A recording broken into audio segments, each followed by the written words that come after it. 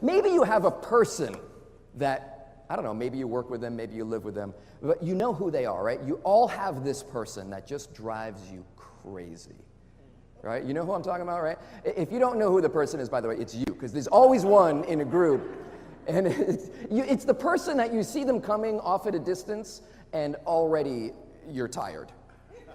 Right? It's the person that you see their name on your caller ID and like a small part of you dies on the inside. You lose a little bit of your soul when you hear their voice. You know what I'm saying? That's the person I'm talking about. You ever have a situation, now I'm not in your industry. I'm not a general contractor. I'm not a builder. I'm not in wastewater. I don't even know the proper terms for these things. I don't do what you do. But the good news is, what allowed me to have success as a mentalist, I have found after traveling and speaking in 48 states and a whole bunch of countries around the world, writing books, researching all this stuff, what I found is that the real secret for how I do what I do helps people do what they do, right? The real secret. The real secret. You see, it's not necessarily a performance problem. Okay, it could be a performance of your employees, performance of your coworkers, performance of your boss and your leadership. It could be performance of sales. It could be, it's that feeling right here. This slide is supposed to represent that feeling. Like, you ever get home from work at the end of the day? You ever get home from work and, actually, that's a good question right there. Do you ever get home from work, right? It seems like it can sometimes follow us home and be on our minds. But you get home and you end up like this.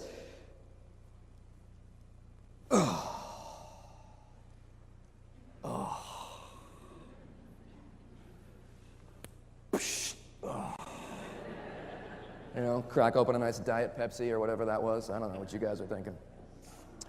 That ever happen? You guys ever end up in the chair? Am I the only one? I mean, seriously, you guys ever feel like you work at like a daycare center instead of an office? Has this ever happened to you? You ever feel like this job would be easy if it weren't for the people, right? I mean, is this a thing? Does it feel like a week full of Mondays ever to you guys? Is that? Just need to know, because I want to make sure I'm in the right room, and I want to share with you the good news, right? The good news is when you stop focusing on the wrong areas and thinking it's a performance problem or a people problem and start focusing on the right areas, then you can have some pretty incredible, maybe even magical results. It's not a performance problem, it's a different kind of problem. It's a different kind of problem that makes us feel stressed out, worn out at the end of the day, and also decreases our success financially, personally, professionally, organizationally. All of these terrible things happen when there's this different kind of problem in place. And to find out what the different kind of problem is, we're taking a trip to Harvard University. Harvard University wanted to know, like many of us do, they wanted to know, what is the meaning of life? Leave it to Harvard to design a scientific study to figure out the meaning of life, right? Back in the 1930s, they gathered up hundreds of participants and they decided to follow them around for their entire lives, measure everything. They were looking for patterns. They were looking to crack the code. They were looking to figure out, what is it? What's the real challenge or the real problem or the real meaning? What's at the heart of what we do every single day? What is the point?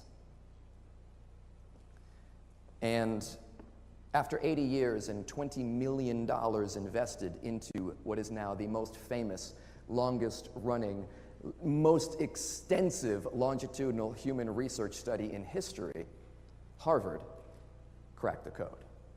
They know the answer. They know the big ultimate meaning of life. You want to hear what it is? It's pretty simple. Here's George Valiant. He was the director of the Harvard Grant Study for almost 3 decades. He says this: the conclusion of the study is that connection is the whole shooting match. 80 years? $20 million? Really? Do we need? Isn't it true that you can sometimes feel that on your own, like people and relationships are kind of important? Right? Any business I go to, they all say people and relationships are important. We want to focus on our people internally. We want to focus on our relationships and clientele externally. It's important. Here's what he says too: the more areas in your life you can make connection, the better. Full stop. Period. End of sentence.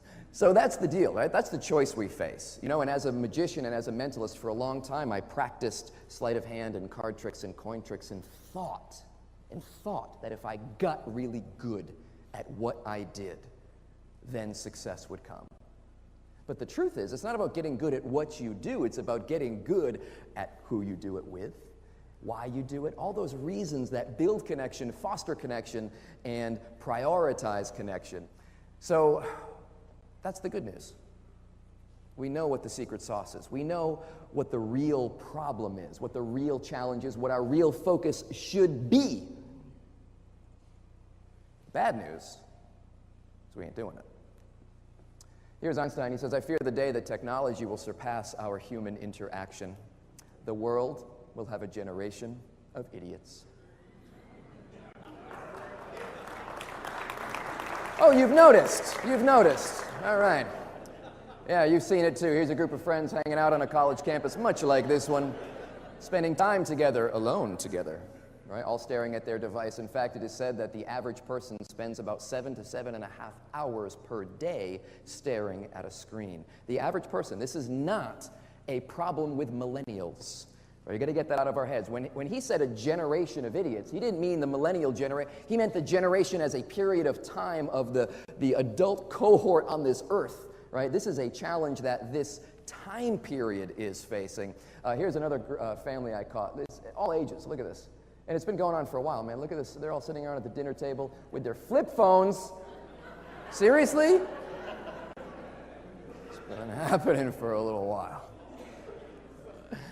So that's the first challenge and the first threat. We know what the secret sauce is, right? We know that it's a different kind of problem, and the problem is whether or not we're truly connecting with those people. We may get along, but are we truly connecting in a way that builds rapport, influence, and those things that lead to success?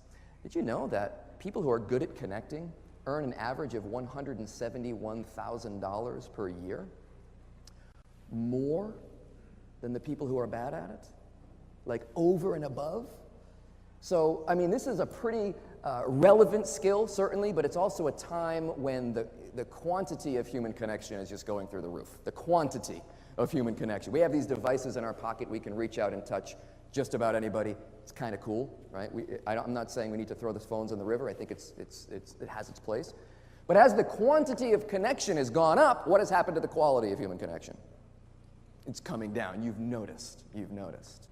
But I also want to share with you the key takeaway. The key takeaway is this: organizations that prioritize human connection have happier, more productive employees, stronger leaders, and more satisfied customers. They also make more money. The list of benefits go on and on and on.